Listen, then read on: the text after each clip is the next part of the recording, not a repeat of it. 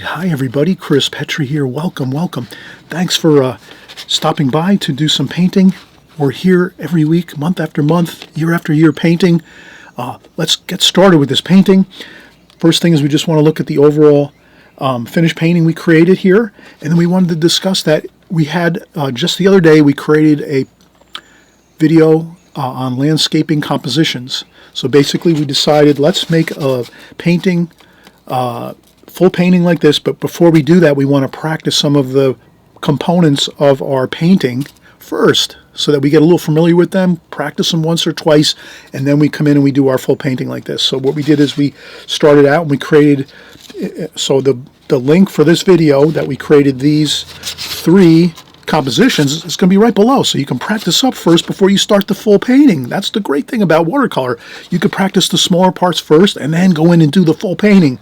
All right, so this is what we did. We did a beautiful field with some trees and some fence posts and barbed wire, and look at that. We took this and brought that right into our finished painting here. Same idea. Then we also created in the video with our compositions, landscape compositions, we did a tree and some of the smaller tree and branches and small twigs. Here it is. We just took this and we brought it into this finished painting.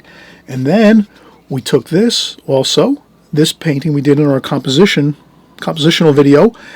We used the same idea, the glazing method of taking the whole painting, glazing it first with a beautiful golden sunrise or sunset feel, and distant trees, beautiful distant trees, and we have the horizon line high in the painting. Look at that. We did the same thing here. So we're using all of what we used in our compositional video, practicing, and we put it right into here. And the only thing that we changed was we just added in a barn here and a couple structures and a silo over here. And you can simply do just a abbreviated version of that by just drawing in something like this, something in 2 dimensions. If you're not really working a lot and drawing a lot, if you're just starting out in watercolor, this would be the perfect thing to do, is maybe make a simplified structure like this, or even come up with something else that you might find online or in a book or in a magazine or some photographs you might have, where you could just make a more simple house or barn or something like that over here, structure over here on the right hand side. We got a little bit fancy here, but no big deal. I've been painting like 15 or 20 years now, so I'm going to do things like this. But notice we didn't use these very sophisticated color schemes here. We just kept it more of a low-key painting, sunrise, sunset. You're not going to see a lot of like complex colors at that time of day. Okay, so let's get started on this, and you're going to have so much fun doing this, and we're going to do it quickly too. We're not going to take 5 hours to do this. We'll do this in 1.5 hours to 2 hours at tops. Okay, let's get started. All right, so we saw the finished painting. Now we're just going to kind of go through all of our standard operating procedures for creating our watercolors here. First thing I would mention is just a couple quick notes before we do start. This size paper I'm going to use right now is a little bit larger than I normally use on my videos. So this is actually a 10 by about 14 maybe. Let's see. Yeah, 10 by 14. So this, we're using Fabriano paper here, rough paper, extra white rough paper, Fabriano. You can use any old watercolor paper, works fine. We're doing a 10 by 14 now. We did mention that we did our compositions in our last video, our landscape compositions. We actually made them in that smaller format, almost like a 4 of, so you could fit the compositions we did, the landscape compositions we just did yesterday on our video yesterday. Oh, they could fit in here like this. So we did 4 smaller, or 3 actually. We did 3, but you can visualize this, that now on this paper we're upsizing it, quite a bit by 4 times. So that's the thing. We're going to work larger. When you work larger, if you're making a larger painting, you just have to remember to probably have a little bit more of a selection of larger brush sizes, because whenever you start painting larger, you're going to need larger brushes. You might already have them. If not, you can always shop below. I have lots of links to great art supplies. Anything I put down below in my comment section, trust me, these are art supplies that I've used for many, many years as a pro artist, and they work great. They perform fantastic. They last forever. So don't worry about it. You actually, I'm not going to put anything, that I'm not going to put any suggestions in my comment section below on art supplies if they're not really top quality and work really well. So that's the main thing. I'm only going to put in there what I use. That's just basic, simple note of it. So again, we kind of just mentioned that we did upsize quite a bit. We're making a larger painting now, and you could even go larger than this. But this is actually quite a bit, again, 4 times the size of the originals that we did create, on our composition, our landscape composition video just yesterday. So, and then we did talk about, just in the very first part of the video, when we started out, we just talked about how we're going to combine all of these paintings together, the compositions, to create a painting. So I did show the paintings that we did. Of course, this was we did this first in the composition, video that we just did. And then from there, we did more of like a concentrated effort on a nice tree with some smaller trees next to it and some branches and twigs and things. And then we finished with that lovely, beautiful, snowy field with that really beautiful, long, three-dimensional feel looking out into the far distance of the fields here, with the distant trees along the horizon line of the sky and this field, and then some bushes and twigs and branches and things like that, and grasses and things here. So we're going to take all those 3 and combine them together and make our painting. And as well, we're going to add in some other things too. So we're going to look at this here. This is a painting I painted in Lancaster, Pennsylvania, which is close by to where I live, and I go there with my parents. And every year we go there in the autumn time, around October, and we just shop and have a great time and have some great dinner and great food there, and shop around. And I do a lot of painting. I bring all my art supplies. I bring my backpack with all my brushes and paints and sketchbooks and things, and I sketch and paint quite a bit on the trips that when we go there every year. So we'll use this, I think, barn. We'll use some of these structures, maybe not exactly. We won't maybe paint it or draw it just like this, but we're going to use this idea here too. So you kind of have the feel now for what we're going to do. We're going to build the whole painting out of our smaller compositions now, and see how it looks, and see what we can actually get into this larger painting. So the first thing we'll do is I was going to really kind of go for the look of a more distant field all the way out in the distance here. So let's keep our distant horizon line of the field where it meets the sky about 3/4 of the way up on the painting. So you can always measure if you want, or you can just kind of give it that's about a little bit more than 1/4 of the way down from the top, or it's a little more than 3/4 of the way up. But I'm trying to keep it pretty high up in the painting here, the horizon line again of the field. So I'll just measure this quick and just say, okay, what is this mark we just made? 2 3/4. I'll come over here and just say, all right, 2 3/4, like that. So we get our line there. You can very, humbly just use a ruler to get your horizon line across. I'll make this darker so we can see it here on video. Maybe back at your studio, you'll make it lighter. You might not want to go with such a dark line, but that's fine. And you can always lighten up on it too. So what I'll do is, once we're done drawing this, then I'll just lighten up and use a kneaded eraser and, maybe erase a few of the darker lines here. I just want to make sure you can see the pencil drawing that we're doing here really clearly. So I have to, press down a little harder and make it a little darker, and I have no problem with that. That's why I'm here. I'm here to work with you together. We're all working together, and just, we're just trying to always create better paintings, enjoy our watercolors more, have more fun, but at the same time, always having fun. We're always having fun when we draw and paint in watercolor. We're not going to ever stress. Life's too short to be stressing over our artwork. We're just having a fun time putting things together. And we always know the more we're just working on our paintings and drawings, it'll just get a little better every time. So, bam, we have it. Distant horizon line of the field where it meets the sky.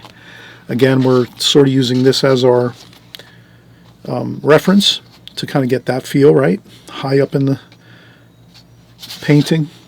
And then the next thing we might do is maybe we're gonna have our barn here, our farm, and a barn and maybe some, you know, interesting structures. We could get those in here. Then we would just have to ask ourselves, you know, where are we going to put it, and where are we going to put some of these structures, and how large are we going to make them actually in this painting. So we know this is in the far distance here. We're going to want to really keep this in the far distance, and then let's keep these too as well in the far distance, so that we have a real feeling of we're looking way out into the field and we see this beautiful farm out here. And then where would I put it? I think basically going back to what we would call like design. When we're creating watercolors, we can always think of design. Design's always very important. We kind of, as watercolor artists, we can study up on what design is. I have many videos on design, watercolor design, drawing design, and watercolor design. You can always look it up. Just, you know, I think I have like you know, quite a few on design, maybe 5 or 10 videos. But and you just type in Chris Petri watercolor design, and I think you'll find that I have quite a few videos on that subject matter. But we would just say, all right, these are the 4 kind of quadrants of the painting. 1, 2, 3, 4. We would probably choose one area, like let's say this, because we're thinking of putting it higher here in the distance. Our buildings here, our farm barns and buildings here, structures. So we would say, all right, we're going to want to keep it over here in this, maybe the upper right-hand side, or even over on this side if you wanted to. So it's either of these two, and I'm going to just say, I'm going to put it here, so that maybe the eye comes into the painting and then it comes over to the right and rests here, like this. So we'll take our drawing here. And so I'll use this here as my reference. And then I think I'm going to just lighten up this line over here, the horizon line.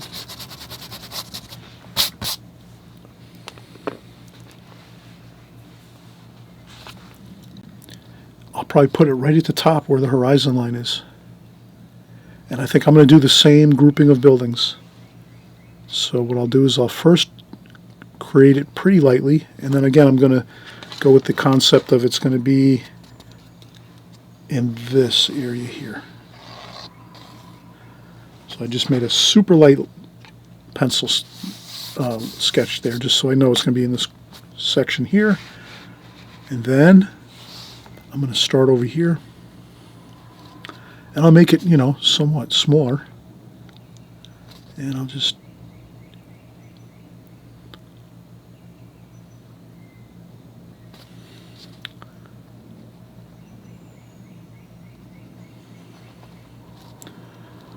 okay, so that's here, and then we'll make this here a little bit,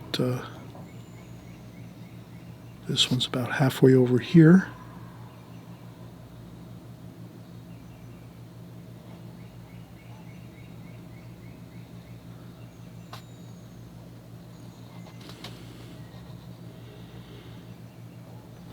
Like that. There's some space in between. And then this here comes over here like so. One more over here.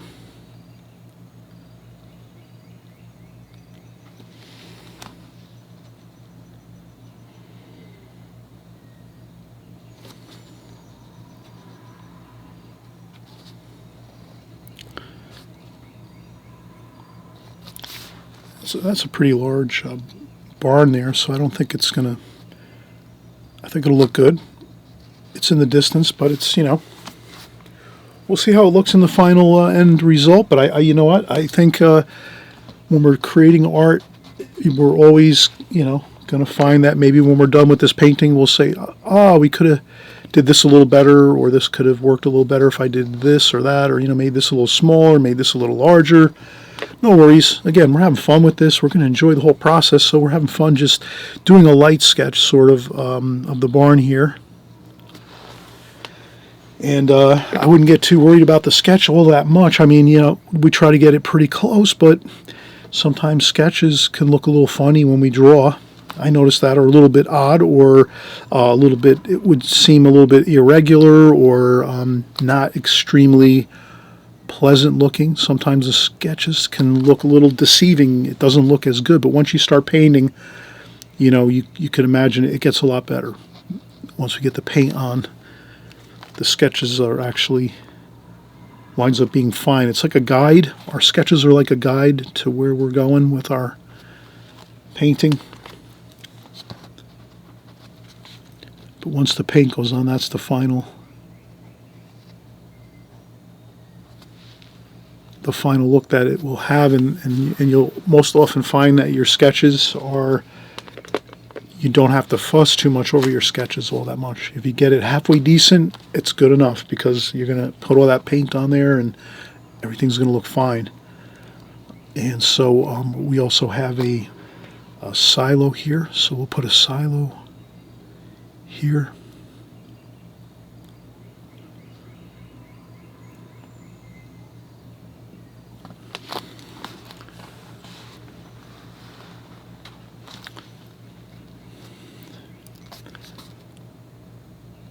And we can certainly put some trees over here alongside the barn.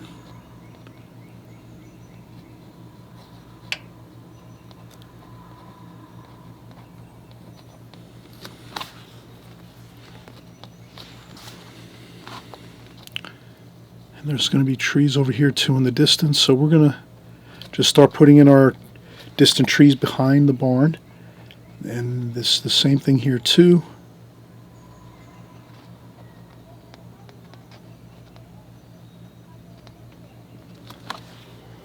Then we're going to leave this open field here.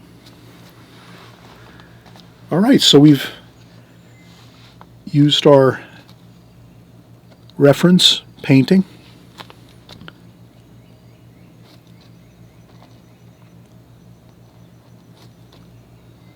We've used our reference painting to make our drawing, create our pencil sketch. Okay, that's good. And then I think we're going to use now, maybe we'll create some fence posts and things in the field leading us into the painting. So I'll just erase those lines a little bit there that we made. Okay, there we go. And again, we'll use some of these fence posts and some barbed wire. And I would say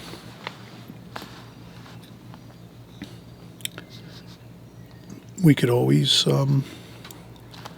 kind of pretend that these are the fields and any roads that are coming in are over here somewhere, so we're not going to worry about any roads or anything, but let's make some small fence posts, barely visible over here. So as we're making our fence posts, barely visible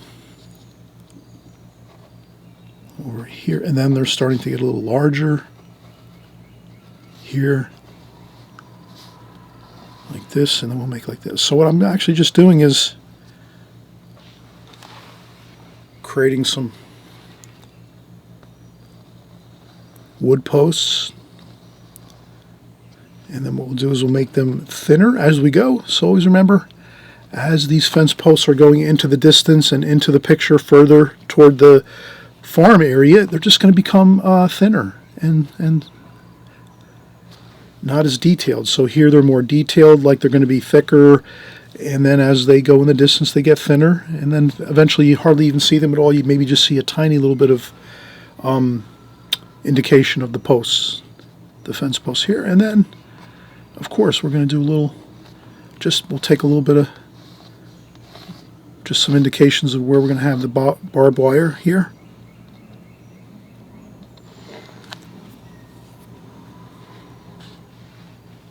I'll leave it open over here. Maybe I'll just put some barbed wire over here too, like that. We'll see. maybe we'll block people from going here and their eyesight, maybe someone will be looking at the painting. If we leave it open over here, maybe their eyesight will go into the painting and off the painting like this. So maybe we could use this as like a little bit of a, like a area of someone to come into the painting here and then kind of wind around through and come and then look in this area here where our barn is. That's a lot of exciting information here. And then we're going to do maybe some more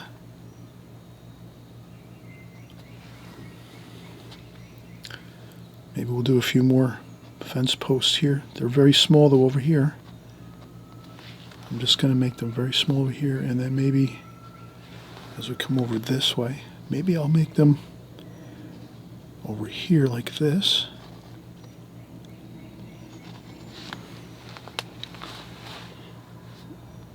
Like this. So I'll make them larger here. And you can keep them on the same level if you want, the tops of them. For the most part, they could be a little bit.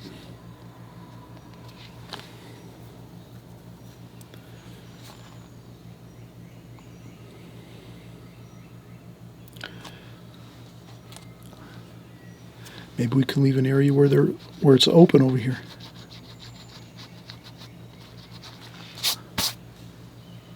And we could go over here and maybe make these larger.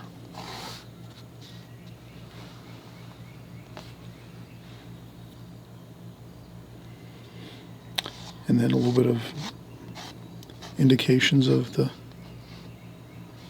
barbed wire here, like that. All right, again, we're having fun enjoying this. So now we have pretty much our drawing complete. Maybe we'll come back, we'll take a quick break. We've done a lot of drawing so far. We'll come back in a few minutes or so, and we'll finish up some of our distant trees here in the distance along this horizon line here where the ground meets the sky. And once we have that in, I think we're pretty good, because we're going to use that same idea of some trees over here, some trees over here, but then again we put the barn over here. So we have the barn in now. We're adding the barn for more interest. It's a larger painting, maybe a finished painting that we're going to do for maybe create for a gallery showing, or put it into a competition, or maybe we're going to put it for sale or give it for a gift for somebody. Who knows? You're the artist. You'll be working on all kinds of different projects. So who knows? All right. So we have that. The general idea of this being the kind of what we're looking for as far as the overall layout of the painting. And then we had some interesting fence posts and barbed wire. We're using that from this over here in the painting. And of course we're going to put in a tree like this in the foreground right here maybe. And then with some smaller branches and a smaller tree or two sprouting up. And then of course we already added in our barn over here on the right side up here. So we kind of have everything working in the right direction for ourselves. Maybe we'll take this here next and get our tree in. And these smaller branches and smaller trees sprouting here. And I think that'll be fine. All right, so we'll come right back and we'll finish up our drawing. I think we're almost there. All right, so we're taking breaks as we need to. I usually take a break every 15 or 20 minutes. I know some people's concentration is much better. Well, we're going to just create this tree here. We're going to let's decide. I would say if we keep it like here, this might look good over here. If we put it here, the tree, right? That'll be kind of nice coming into the painting like this. Our eyesight, when we come in, the focus of our attention is going to be kind of coming in here. And we're going in, we're just going to look around here at the barn. Here in the structures and the trees. In the far distance here. We can go through here. There's a little bit of opening in the fence here. We can go and look over here. So this tree will kind of act as like a bookend over here. So that maybe we can come in just on the right side of the tree over here and go into the painting. So I think that's fine if we kind of hug the left side here. We don't want to go too far over here. That might look a little awkward where we have this large, dark, tree over here on the very edge. But if we keep it over here a little bit to keep it in like about there. That should be fine.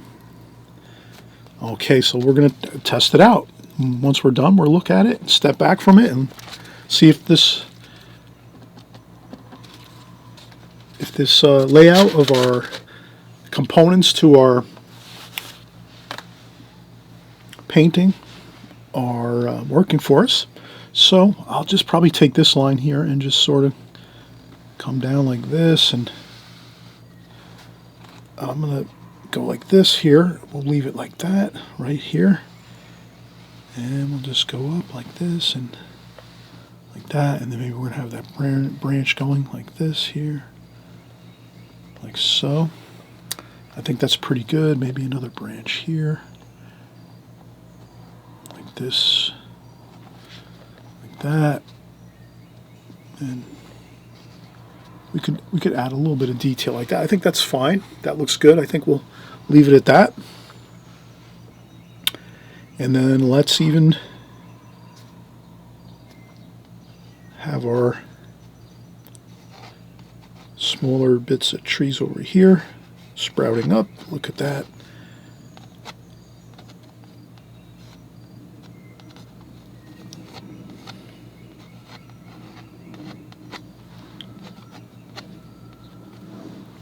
Good. I think that's perfect.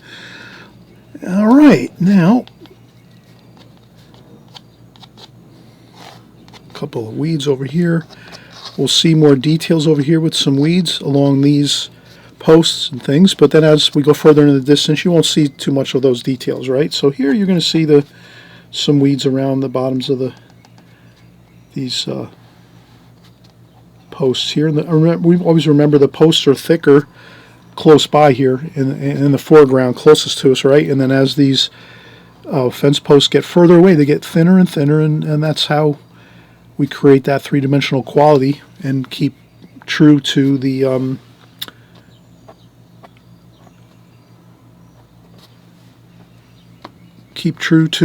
realism. So we could take liberties occasionally here and there, but if we want to keep our paintings somewhat realistic, we want to stick to those ideas of, things diminish as they go into the distance, details diminish as they go into the distance. I think if anything, I just noticed here, I think I can make this a little better by erasing those fence posts there and just making them a little bit closer in here so that we have kind of like a little bit better of a, like things getting a little bit, yeah, that looks better, I think. Okay, good. All right, so we're ready to paint. We have our paints already set up here. Our palette with all of our colors. Again, I always mention that if you ever need to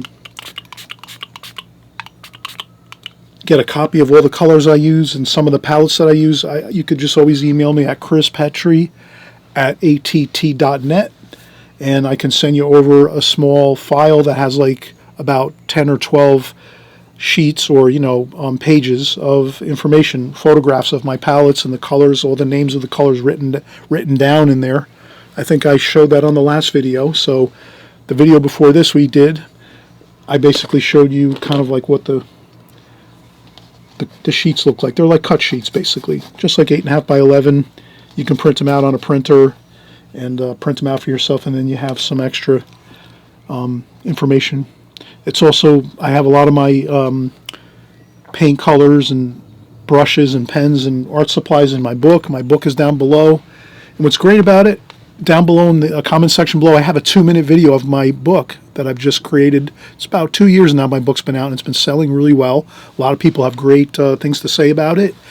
In the Amazon comments section. I think there's 1 or 2 people that just don't like me and want to just totally like, kind of like blast me and say that my book is no good or something like that. But mostly 95% of people really are enthusiastic about my book and really enjoy it. But the whole thing is, I have a 2-minute video here in this video right below. In my comment section, you can see every page in my book. It takes 2 minutes. You watch the 2-minute video, and I flip through every single page of my book, and you'll see all the beginning. I have all of the techniques and exercises so that you can practice brushwork, You can practice sound fundamental design principles in the beginning of the book, and I explain everything. The fundamentals of what you would need to start out with watercolor. And then as we go into the book, I have over 60 of my best paintings I've ever created in watercolor in that book. Photographs, beautiful. You can work for those. You could work with those photographs. So you could paint for years. You could have like 2 or 3 years of fun just taking the paintings in my book and working with those and recreating them on your own and painting them and studying them and all that. So I'm really stoked about my book. I think it's a great book, and we have another one coming out too. So I'm creating another book on we're going to focus on the seascapes and the coastal scenes with boats and ocean and beach, things like that. So that's my next book coming out very soon, in the next year. And other than that, let's get started painting. Okay, so right when we come back, we'll mix up our colors. We'll show you how to mix up all your colors ahead of time so that you can just focus on getting the paint onto the painting. And we'll have a lot of fun as we do it. So we'll be right back. All right, so we're ready to paint. And we're going to use the glazing technique. So we're going to do that first beautiful wash over the painting. And then we'll once that dries, we'll create our second glazing on top, which will be our darker tonal values, our darker washes over top of the light. So it's simple enough. We always want to start out with that crystal clear, beautiful, clear, perfect, clean water and get a light coating of this fresh, clean water on the paper. And that's it. So we're just going to do that. So you can just take the water and we're just going to dampen the paper. The entire paper. Start at the top and just work our way down. Doesn't have to be flooding water, just enough to dampen the paper. That's all we're looking for. So that when we put our light first wash, that everything gets coated nicely with color. Alright, so I'm working my way down, and again, not too much water, just enough to dampen the paper.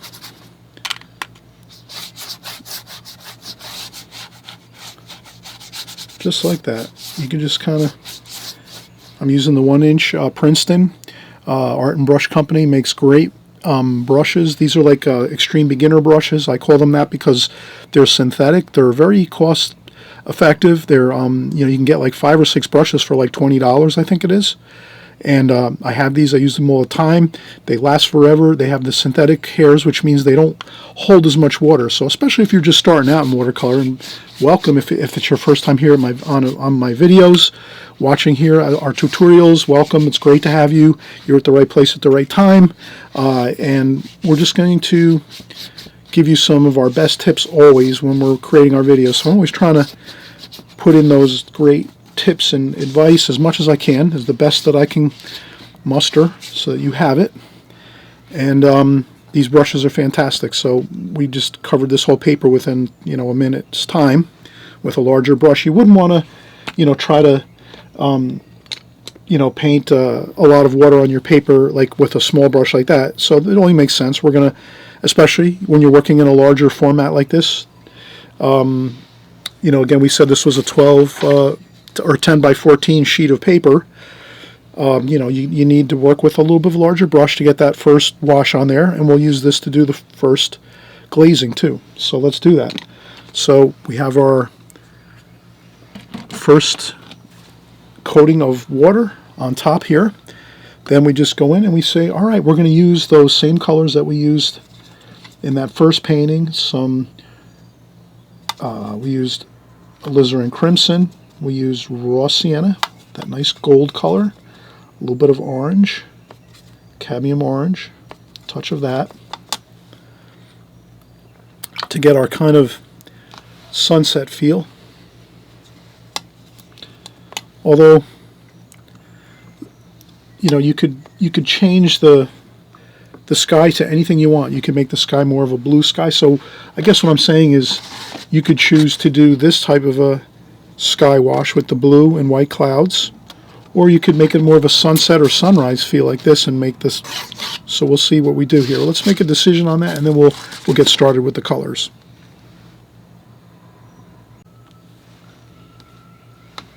Alright, so I am going to go for the sunset feel. So I'm going to use some cerulean blue here for the cools, and also some ultramarine violet. So we'll have a little bit of cool even though we're making some warm sky colors. And also a little bit of green too. A little bit of green there, I think. Alright, let's get started. Raw sienna.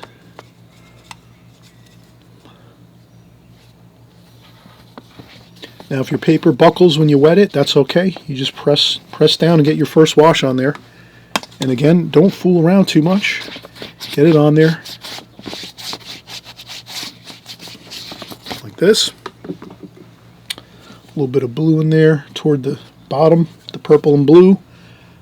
Like that. Okay. And then the same thing. I'm just taking this brush, put a little bit of water on it.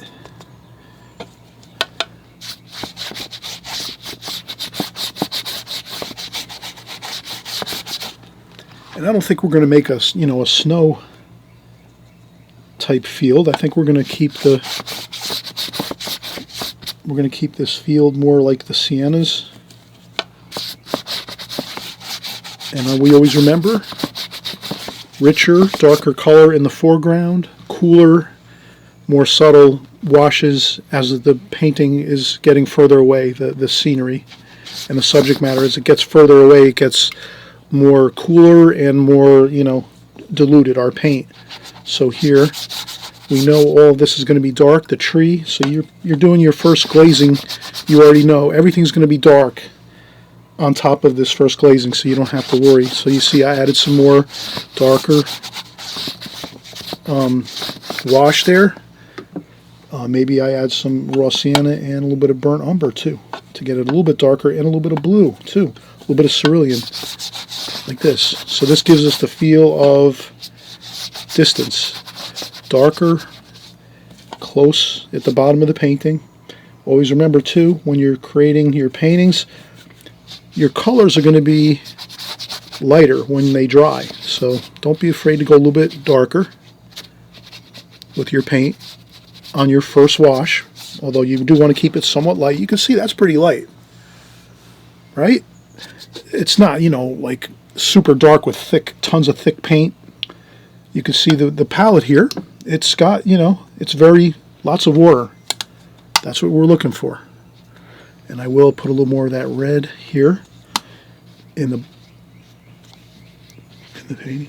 So the only thing you have to worry about sometimes is when the paper buckles, it can kind of influence the washes a little bit, so that you almost see like a buckling effect with the actual washes. But that's not a problem. If you want to, you can just always use a tissue or a paper towel and fold it up a little bit. I like to use tissue. I just ran out of tissues, but I can run across the studio.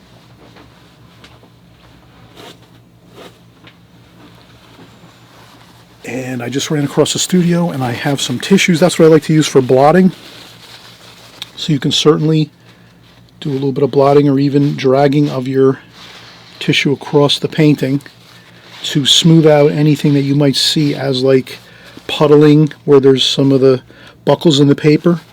You can just always drag your tissue across. It even creates some nice effects. But you just want to keep everything looking uniform, like that. Okay, that's perfect. Now all we have to do is let this dry, and then you can do one of two things. Let this dry for a couple hours, come back, maybe the next day, it doesn't matter, at least maybe an hour. All you have to do is just remember, when you come back to this painting and you're ready to paint for your second glazing, all your darker darks like the trees and all the fence posts and the work over here we're going to do with the farm, you just have to remember very simply, the paper should be a lot more flatter, because right now we added a lot of water to the paper, so it's all buckled like this. Taping it helps a lot, so if you can tape down your paper, that's a huge benefit. If you can tape your paper down first and then do your, like we have created the pencil drawing and then now the washes, what'll happen is once this starts to dry off a little bit, it'll flatten out a little more, the paper. and that's when you kind of know that it's getting dry, or it might be even dry. So let's let this dry an hour or a little bit more. It depends how warm the area you're working in is.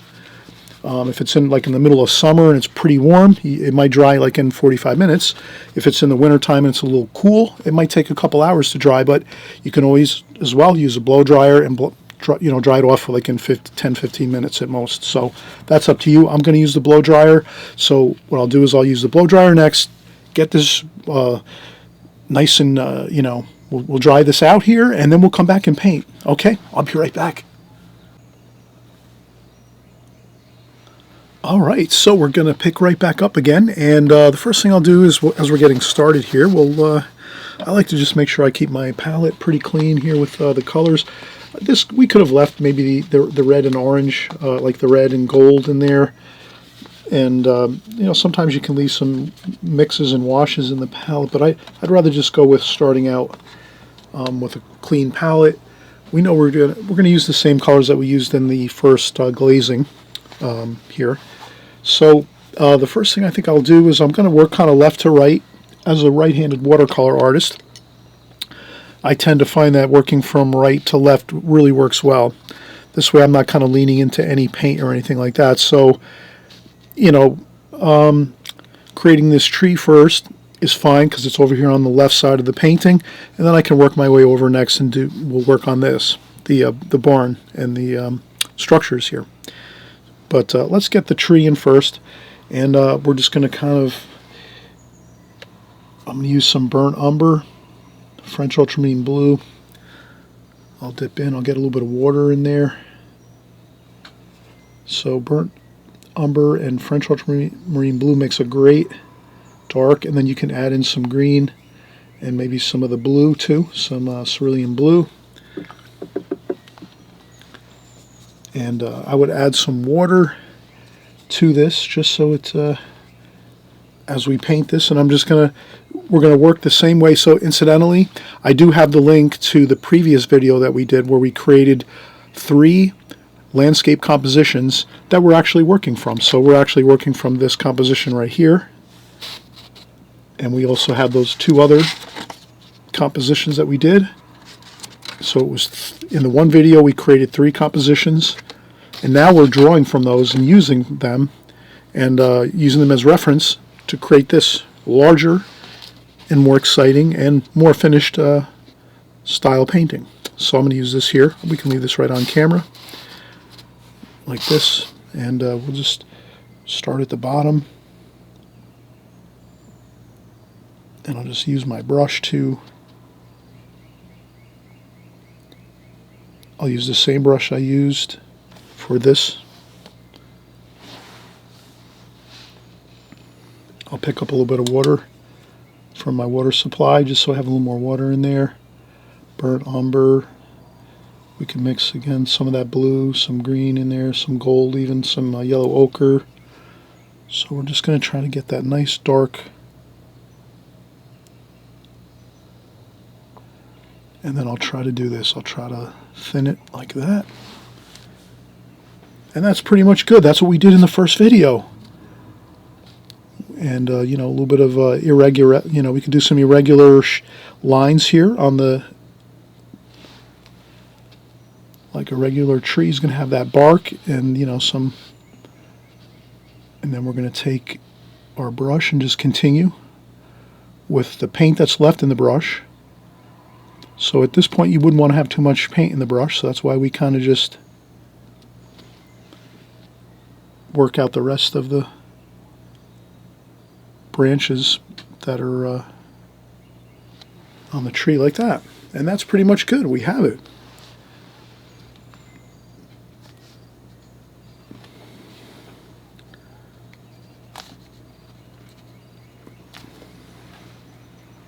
And I just put a little bit of some roots here.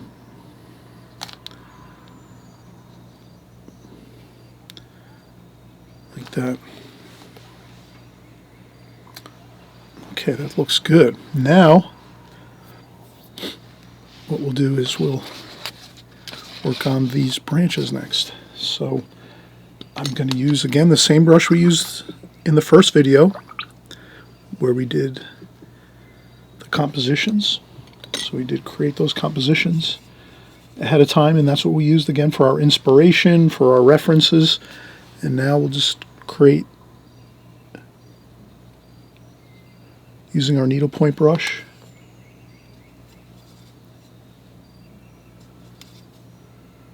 A little bit of green, a little bit of blue, burnt umber, a little bit of cerulean blue. We load up our brush with some. It should be pretty thick paint though at this point. We're not going to use, we're going to use, you know, quite a bit of paint, a little bit of water, not a lot of water really, so that we can keep these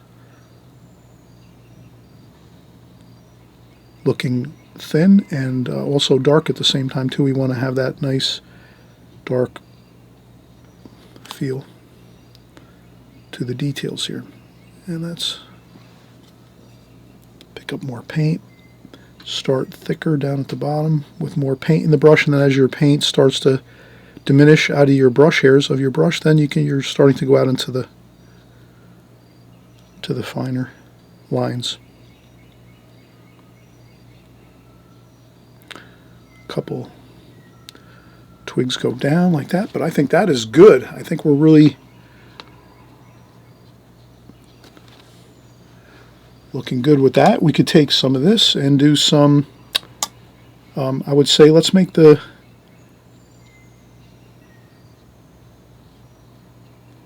see, here in the foreground there's more detail.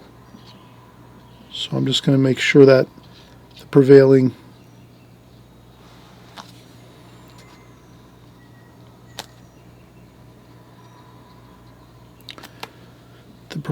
sway of the weeds and the grasses and things are going to be to the right, like that. That's fine. I think we're good there. And then we can, again, reference some of our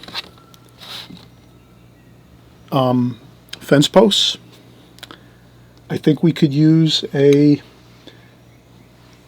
number 6 Escoda travel brush, Charles Reed travel brush. So we could use this for some of the thicker fence posts here in the foreground closest to us, and then as we get into the distance, we'll continue and pick back up with our Alvaro Castagnet needlepoint brush. So let's keep in mind, we're gonna try to use the brush that works best for the size of the subject matter we're painting. So here I know I have a fence post that's kind of large and thick. Because it's closest to us, it's really quite close here in the foreground. And you can make these fence posts a little bit, you don't have to make them perfect or anything. I would leave them so that they look kind of like rustic looking, right? And kind of, they're not going to look perfect. You can leave them kind of with some of that look of being kind of rustic looking, antique-y looking, distressed, the distressed look where it's kind of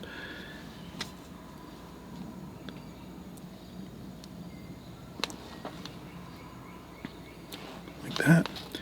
And this one here is on an angle and it goes behind the tree there, so that's no problem. Here it's getting a little thinner. They're getting thinner now, the fence posts.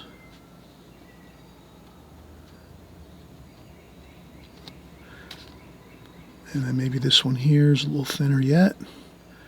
And that's all we were thinking about now, is they're getting thinner as we go. Like that. So we start out thick and wide, and then they get a little bit thinner as we go, and then we're going to pick back up as they get further in the distance. We're going to use our needlepoint brush. But we kind of have the idea now. This is what the look we're looking for. So I'll set that up over there in front of us here. And then we're going to... maybe we'll use our needlepoint brush at this point, so I'll set down my other brush there, pick up some more paint. You can always check off a little bit of paint off your brush so that you don't have too much paint on there when you're creating your fence posts in the distance here, because they're thin. You don't want to have them too thick. So you start off like that. See, we kind of just pick up where we left off there, but we're leaving that little space in there. Put a little bit of a and like this, and then like that. And then we just tap a few on there like that really quick. And then we can come back this way too. And this is where you just dry off your brush pretty much. And then just kind of get that little tiny bit of paint on there where you see just a little bit of the posts there. And then as you come this way, they get a little thicker like that. This one, happy post, gets a little thicker there. And this one here, a little thicker yet here. Let's see. Yep. There we go. And then here we still can use our needlepoint brush here because we can just do a couple passes with the needlepoint brush. You know, 1, 2, 3. Do some 3, and I think that's good. It looks pretty. You can bring this one up a little higher here, like that. Now here I can actually take this post and make it like this, and make it higher up like this. So this is where when you paint, I hope you always remember this, always give yourself the freedom of doing a little bit of changes when you're creating your painting.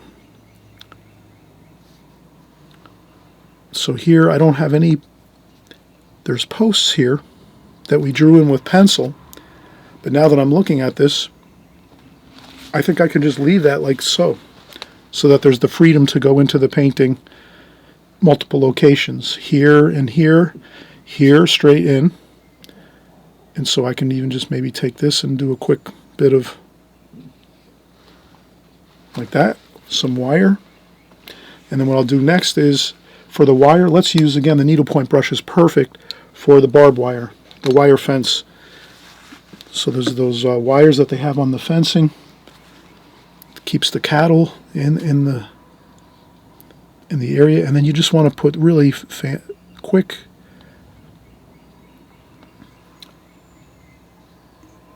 I would do quick brush strokes here.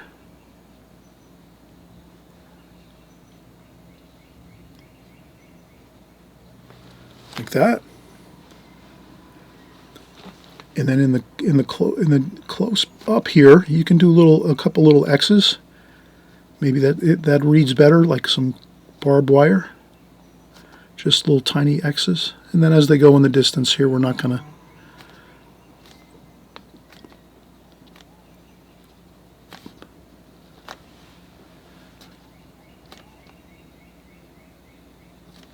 like that. And I'm going to say that this is really looking good. I think it's coming together nicely, isn't it? You're doing a fantastic job. You're really getting this and getting the feel for this. You know, we practiced all this ahead of time. So we already have practiced the posts, the barbed wire. We practiced and created that tree. So pretty much everything, we practiced the washes first, the glazing technique first. So we did all of that in our prior video, the previous prequel to this video. The only thing new that we introduced really in this is the barn. The barn and a couple extra structures, that's all. And that's it. And you could always make more of a simplified version of this. If you don't want to create as much structures as this, you could certainly just put one barn there or one house, and that would be fine. So that's up to you. You can adjust your compositions and your drawing and your painting according to whatever you'd like.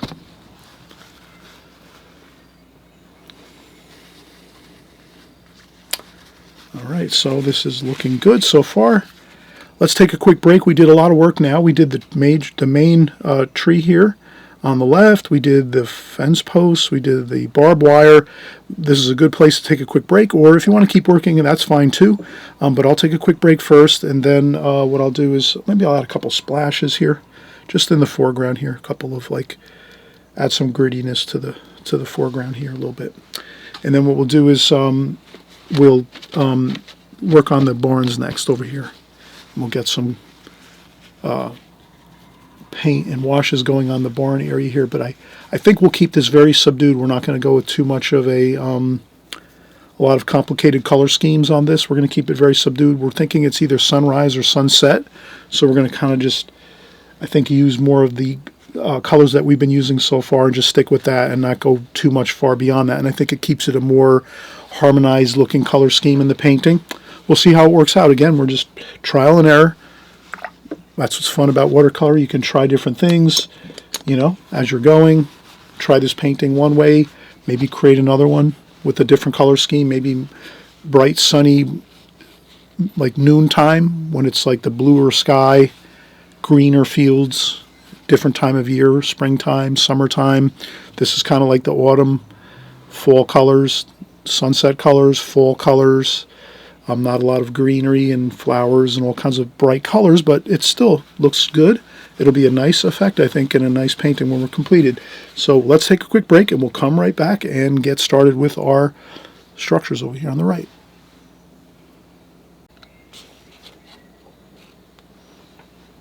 Okay, so now we're going to actually finish up with our barn and structures over here. I would always mention too, if you don't want to go as detailed as this, you could always create a more of a simple angle for this. So here you could always take this barn and just make a more simple angle, or we could just take one of these, let's say. So you could take one barn and just make it a basic two-dimensional look like that. Like you don't have to put any angles on it, like that.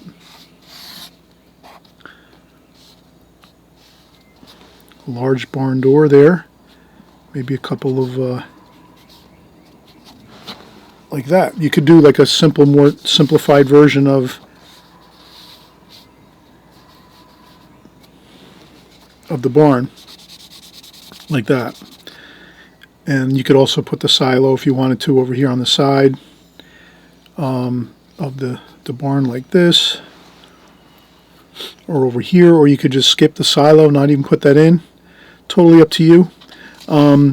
But this would be more of a simplified version of this here with no three-dimensional angle on it. Just a two-dimensional drawing of the one barn over here on the, and that's it. Maybe a couple, like a small chimney on it here. You know, you can, instead of the silo, you can make a chimney over here. Maybe on the side over here like that. Or you can make another little bit of an addition on it too, like another section on it too, to make it a little more interesting, like that. So you could do something more simplified other than trying to recreate that if you wanted to. I know most of you probably already drew this in, and that's fine. So what we'll do is we'll just take this and we're just going to use this for our reference as we paint. I think we could put it over here. That would be fine. And then I'm going to use my smaller brush now, my number 6 Charles Reed travel brush. I'll empty out my water. I think we can leave our paint supply as it is because we're going to kind of have these colors grayed down now on the over here on the right hand side. So we'll use this and that. We'll add some blue, cerulean blue, some raw yellow ochre and raw sienna too, maybe over here. So we're going to have some warm and kind of cool colors, but we're going to keep them a little bit subdued. And then we're just going to notice that the sunlight is kind of in this painting here. It's coming from like the right side over this way. So you can see the shadow on the left sides of the building. So we'll kind of keep that same idea. So I'll keep the shadows cool on these sides of the buildings. You could even use a smaller brush if you wanted to, but I'm pretty comfortable with this brush. And I'm just going to get the shadows on the sides of the building like that, where the three-dimensional portion of the buildings are.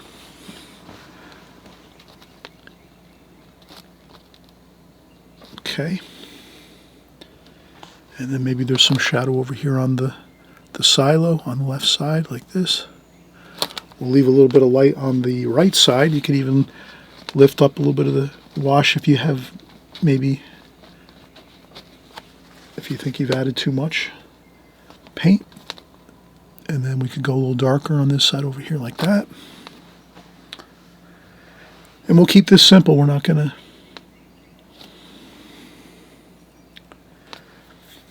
get too involved with a ton of details to it. burnt umber, French ultramarine blue for some of the darker darks here. There's a dark doorway here. So that's the inside of the barn. There's a large barn door on the side there. We have some really dark darks here. So I'll put those in like this. It looks like this is quite light. We'll let that dry.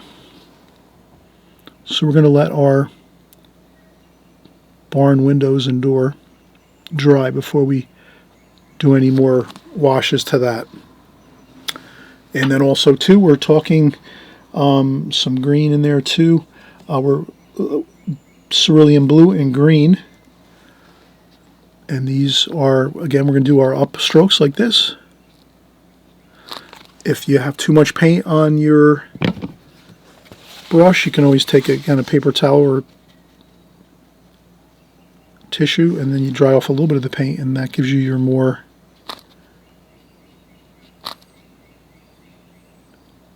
we get a little bit of a better effect if we use the, and we can make some more shapes like that for the trees here. You could do a little couple of finger taps.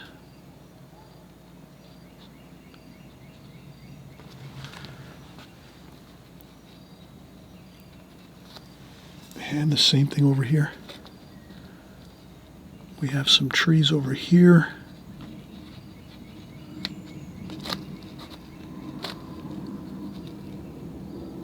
And then there's some of the trunks of the trees underneath there in the far distance. And then there's some fence posts maybe over here. Like that.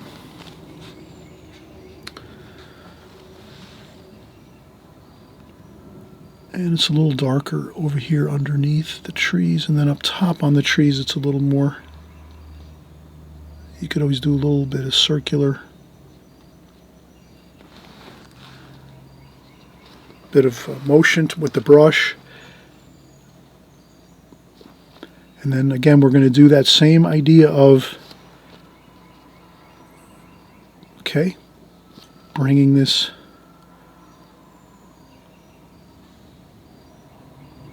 the trees far in the distance like this.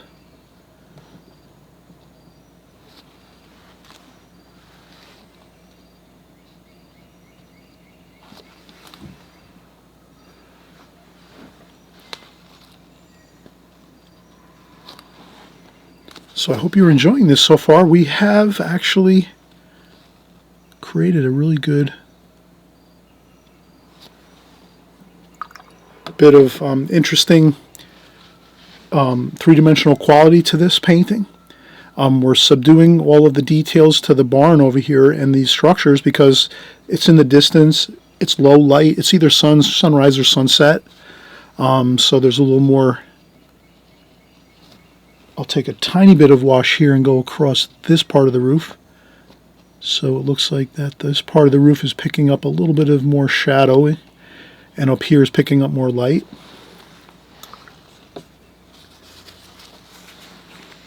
Again, we'll let some of this dry.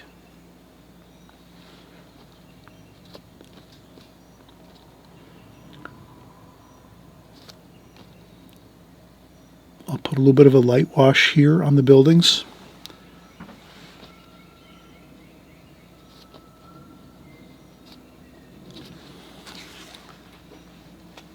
But I think you'd be really happy with this effect. It's more cooler. Again, it's not too much bright sunlight.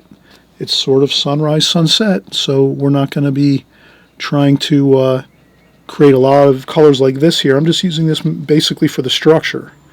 But for the colors, we're just going to leave it kind of subdued like we did here. I'm hoping you can see that. I'm trying to explain what I'm doing here. Hopefully I'm doing an okay job.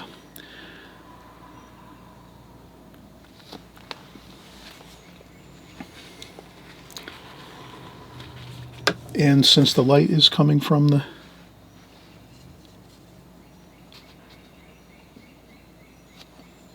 light is coming from the right to the left,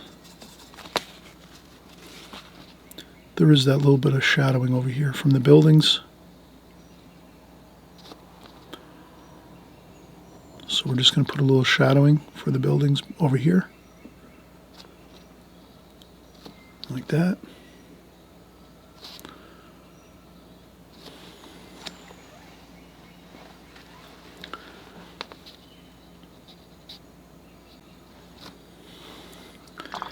We could use the smaller, I think I have this number 5 travel brush, Da Vinci number 5 travel brush. It's like synthetic. We could always use that with a little bit of water and a little bit of that mixture. We could put a little bit of, maybe a little bit of a darker shadow under here, like so. Like that. Maybe a little bit of a shadow under here. Shadow under there like that. So if we put a little shadow under the eaves of the roof, that's going to kind of really read nicely for some light in the picture. And then we can always do a little bit of, I take my brush, dry off most of the paint, and just see if we can get a couple, these might be some standing seam metal roofs on the buildings, and if you just do a couple of lines just here and there, you know, just almost like place in a couple of very extremely light lines, and then you could make some planks like this, vertical planks like that for the siding. It just gives it a little more feel for you know, the realistic feel of things, and that's really, and then we make our the metal bands around this silo. So the silo has those metal bands around it that hold all the metal together. They store all their grains, so the farmers store all their grains, and inside these silos you can take that and rinse off your brush, dry off a little bit of water.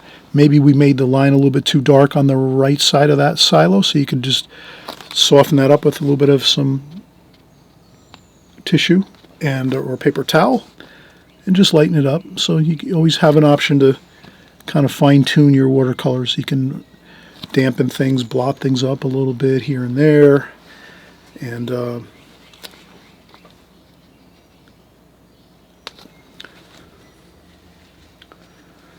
we might go in with our needlepoint brush. We can even use this brush. I think it's fine. We could just, let's do a couple of, maybe we'll do a couple birds here. In the early morning, there's some birds flying into the scene.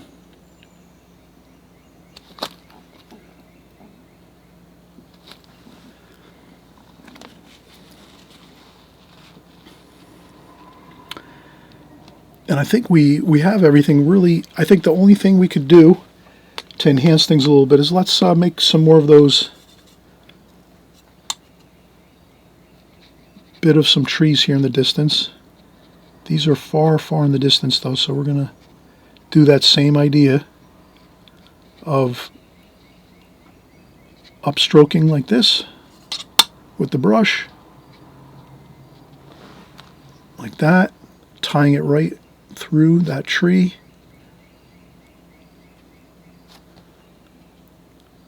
Like that.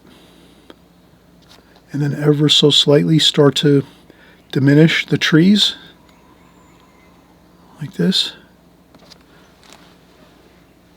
And if you can kind of slowly, ever so slightly, start diminishing the tree line, like this, undulating the top line of that tree line, and you just do that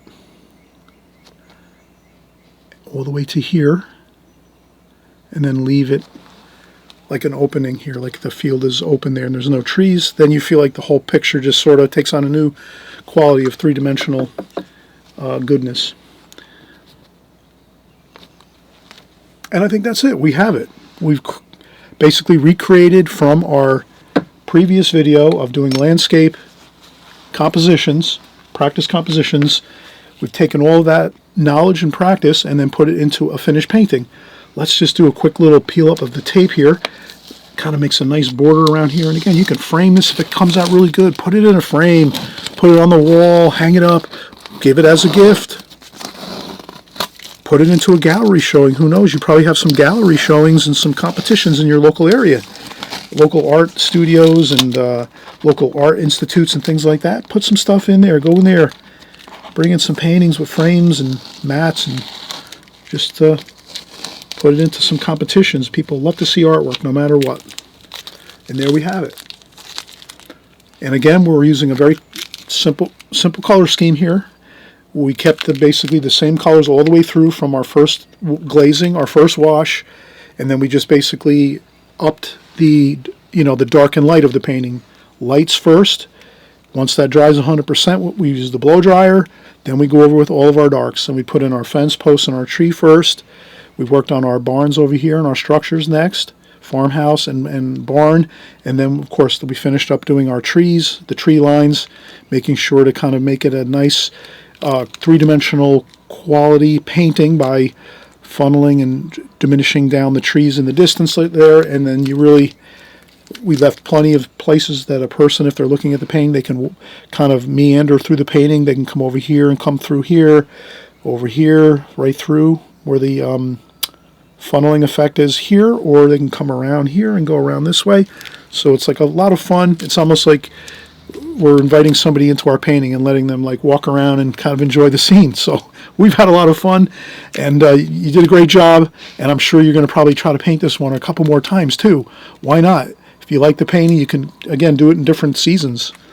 Winter, springtime, summer, different colors, different times of day, different sunlight. But here I think we really captured a real nice sunset or sunrise feel, and also, again, a simple color scheme, not too much complicated colors, just really kind of keeping it to the colors that we used in our first glazing, and then we just added a little more darker darks to it. And all right, we're going to see you on the next video. I'm excited to paint with you. Let's keep going. Let's keep working on these. And if you're just starting out for the first time, this is a perfect painting to start with for your first painting. And then, go from there. But I'm telling you, this is a kind of a real, just build it as you go. And you have this, again, the simple ingredients we used, again, from our first video. We kind of just took each step of the way. Fence post and the field colors, right? Fence post and the field colors. We put those fence posts in there, the same colors for the field and the sky. Well, the sky has a little more blue in this one, but we use this effect of keeping the field here high in the composition, up here the distant field, horizon line high in the picture. Okay, so we did that, and we used this glazing technique, which is the same as here. And then, of course, we used our tree and some other smaller trees and twigs and branches over here. So we did that. So we put all three of those together, and then we just, for the extra excitement, we just added a couple barns and some, structures into this over here on the right-hand side up top here. So all those things are fantastic. It makes for a great painting, landscape painting. So again, see you soon. Happy painting.